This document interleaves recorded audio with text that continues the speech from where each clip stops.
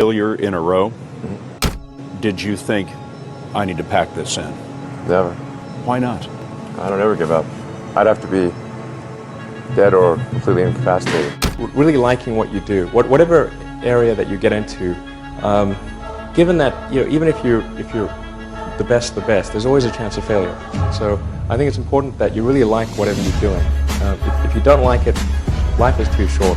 If you like what you're doing, you think about it even when you're not working. I mean, it's something that your mind is drawn to, and if you don't like it, you just really can't make it work, I think. So many people try to talk me out of starting a rocket company. It was crazy. One good friend of mine collected a whole series of videos of rockets blowing up and made me watch those. He just didn't want me to lose all my money. We're doing these things that seem unlikely to succeed, and we've been fortunate, and at least thus far they have succeeded. Now is the time to take risk. You don't have kids. As you get older, your obligations increase. And once you have a family, you start taking risk not just for yourself, but for your family as well. It gets much harder to do things that might not work out. So now is the time to do that before you have those obligations. So I would encourage you to take risks now. Do something bold. You won't regret it. How did you figure you were going to start a car company and be successful at it? Well, I didn't really think Tesla would be successful. I thought we would most likely fail.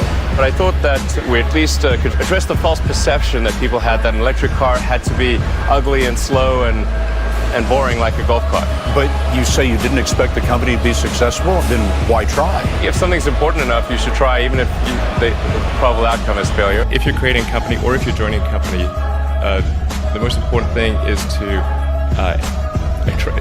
attract great people. So either join a group that's amazing, that you really respect, or if you're building a company, you've got to gather great people. I mean, all a company is a group of people that have gathered together to create a product or service. And so depending upon how talented and hardworking that group is, and the degree to which they are focused cohesively in a good direction, that will determine the success of the company. So do everything you can to gather great people if you're creating a company. So you've got to make sure that whatever you're doing is a great product or service. It has to be really great. And I go back to what I was saying earlier, where if you're a new company, I mean, unless it's like some new industry or new market that, if it's an untapped market, then you have more ability to, the standard is lower for your product or service. But if you're entering anything where there's an existing marketplace against large entrenched competitors, then your product or service needs to be much better than theirs. It can't be a little bit better, because then you put yourself in the shoes of the consumer, and they say, why would you buy it as a consumer? You're always going to buy the trusted brand unless there's a big difference.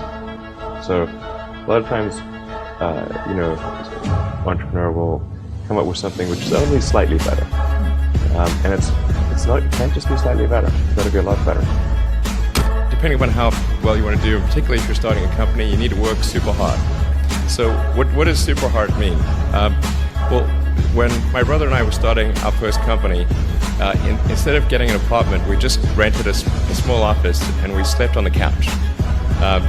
And we showered at the YMCA, and we're so hard up we had one computer, so the website was up during the day, and I was coding at night, 7 days a week, all the time. And I sort of briefly had a girlfriend in that period, and in order to be with me, she had to sleep in the office. So work hard, like every waking hour. That's the thing I would say, particularly if you're starting a company. And I mean, if you do simple math, you say like, okay, if somebody else is working 50 hours and you're working 100, you'll get twice as much done in the course of a year as the other company.